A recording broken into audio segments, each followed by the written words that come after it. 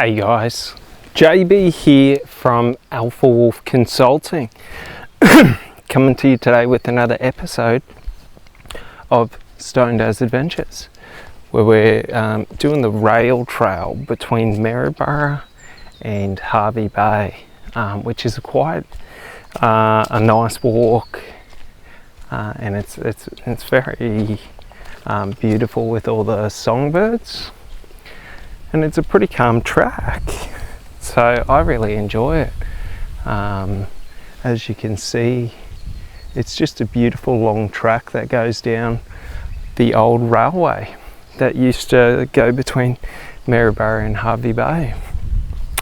Alright, so in today's episode, I'm going to be talking through some of the things that I go through in terms of how I deal with stress and anxiety.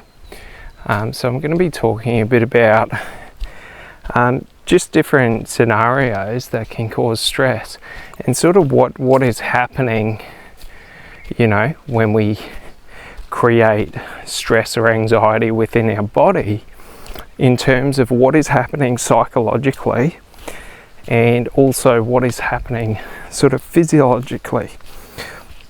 So to understand this is just to understand that there are physiological states that are assigned to different emotions and sort of states of mind that we are in. So our physiological state usually represents or reflects our overall mental state. So for example, if we are healthy and we take care of ourselves, usually that reflects, you know, quite a healthy mental state where we're not overly consumed by different traumas or problems within our life, and we're able to focus on sort of productivity and sort of living our best life. So if we think about it like that like in life, we are sort of only ever battling within ourselves to sort of align, you know, to our experience in life and our existence, to align to, you know, the communities that we wish to be a part of in life, to align to, you know, different experiences that we want to have in life. For example, I love nature. So for me, being out here and sort of hiking is a way for me to align, you know, myself to understanding life in terms of, you know, when I am hiking out in nature, listening to the bird sounds and sounds of life, well, it's quite easy for me to have a reflective perspective around life. So it's easy for me to ponder and understand sort of, you know, my existence being, you know, a living being or a human or, you know, an animal, if we want to see it like that, and how I fit in around nature. So you think about our societies. Over the last 100 years, we've predominantly gone from being, you know, regional or rural to being city dwellers. So we've gone, you know, as far as we can to sort of separate nature from us, from our dwellings, from our cities. So like the downside to that is that sort of tends to put us, like if you notice it within yourself when you're in a city, the longer you live inside the city bounds, like the more skewed your view of reality becomes, you know, society, you know, the new movies coming out, the new technology coming out, you know, the new songs, the bars, the restaurants, and you become overly consumed to that is all of life, or all of life that matters. And to some people, you know, that is what matters to them, and they enjoy that. Like, that's what you got to understand, is it's not a right or a wrong way. It's just if you're experiencing negative sort of experiences. So like, for example, if I am away from hiking for too long, it skews my thinking into being more destructive, into, you know, not caring as much about the environment. When I'm out in the environment and I'm experiencing the environment, I have a higher level of attachment. So that's all we got to think about, is that, like, our life, or the environment we live our life in, it will attach us to whatever it is. So for example, if I'm always in the environment of going out to footy games, I'm going to feel really, really emotionally attached to football games. Do you sort of understand? Because it's the experience. So when we understand that, like, whatever my predominant environment is going to be what I become most attached to. So like, for example, if I'm predominantly putting myself in negative environments, I'm going to predominantly be like, have negative outcomes, or focus on, you know, becoming those negative aspects of the situation or life. So like, for example, if I always put myself in situations of anger, aggression and violence, right, it's going to increase the likelihood of me partaking in that, because after a while that will just become what my day-to-day life is. So you think about, like, you know, security guards and police officers and things like that. You know, if we're always dealing with the worst of the worst, it's sort of, we skew to believe that everyone is the worst of the worst. So it's important to just understand that our environment shapes our perception. Okay? So like, if I'm always in negative environments, my perception will be skewed to being one that's more pessimistic and negative. You know, because for me to sustain a positive outlook on life, always being involved in negative situations, is going to be very, very difficult, because I will be the one that stands out. So others will try and, you know, bring you down. That's why when you're around negative social groups, if you try and be a positive person, you know, the group feels a need to, or participants in the group feel a need to bring you back down to the status quo of the group. So we just got to understand that, like, others will try to change our perception as well. So like, we have to become aware that if I'm around negative or toxic people, or, you know, whatever you want to call them, whatever they do, you know, the more I'm around that environment, the higher the likelihood that I partake in that environment. But also the shift of perception. So perception of life or reality, perception of, you know, what is and what is not. So like, a funny thing is when people say things like, oh, you know, I'm just a small person, there's nothing I can do. It's like, if we think about it like this, like, there are no different classes of people. No matter how much people will try and argue for segregation of class of people, we are all born equal and we all have equal capabilities and capacities, unless, you know, there is natural or artificial damage done. Like, we all have the same brain, we all have the same skeletal structure, we all have the same, you know, biology and physiology. So like, when we think about someone like, for example, the president of, let's say, United States of America, and you think to that person who says, you know, oh, I'm just, you know, one of the small guys, I can't do anything, my voice doesn't matter. Like, that person who is the President of the United States is the exact same as you. So like, we just got to understand, like, just because someone else has a bigger platform or has more like leverageability in, you know, attention, so they're able to leverage more attention, does not mean that their voice or that their opinion is any more relevant than yours. Just to the same that your voice isn't any more relevant than theirs. So like, when we understand this and we just have this understanding, well, then what we're able to do is understand that those around me will shape my perception. My environment that I endure or that I surround myself with, you know, the majority of the time, or even partial of the time, will become who I am, or I will become who is required for that.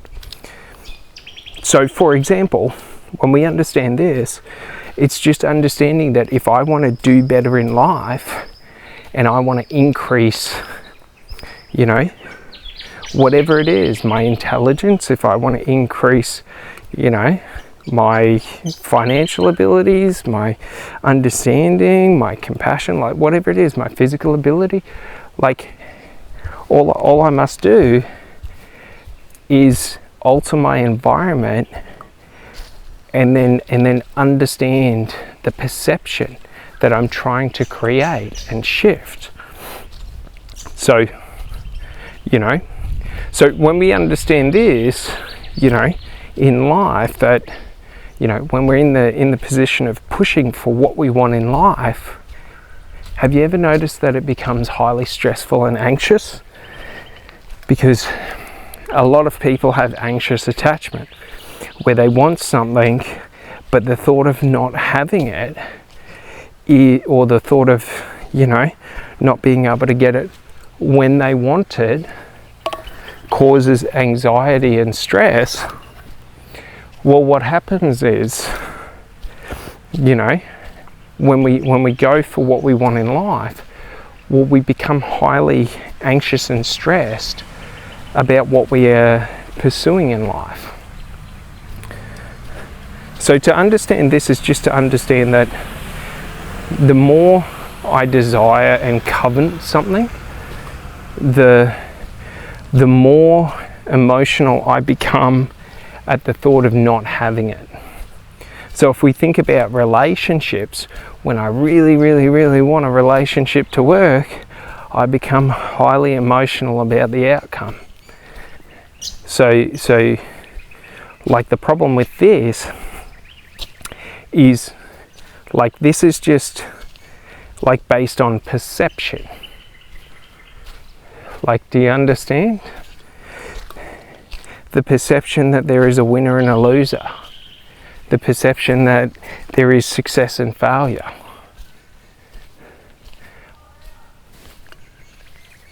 Like, sorry, there was people yelling.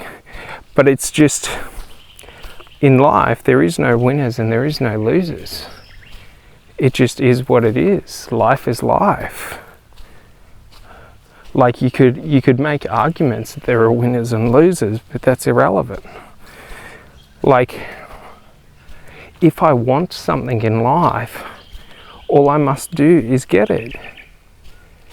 So like, when we think about it like this, if I'm feeling anxious or I'm feeling stressed about anything, like I am the one that creates that.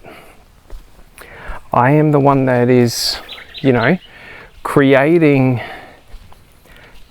that meaning or the identification of stress, of anxiety. So we got to understand physiologically, if I'm in an excited state or a stressed state, it's the same biological response. So the same physiological state that my body's in. So the meaning I give to that feeling creates either positive or negative emotions. if I choose to feel that I'm anxious when I'm feeling that way, then what happens is my brain starts to release cortisol and I become stressed. If I believe I'm excited and I create the meaning of excitement, well then I become, I get a serotonin dump and the anticipation becomes exciting. I become giddy and joyful. Like, we just got to understand that association and the outcomes that happen, because this is true in everything in life. Like, because we don't understand, or not that we don't understand, but not many people understand the different levels of anxiety in terms of, a lot of people in life, live very stressful lives.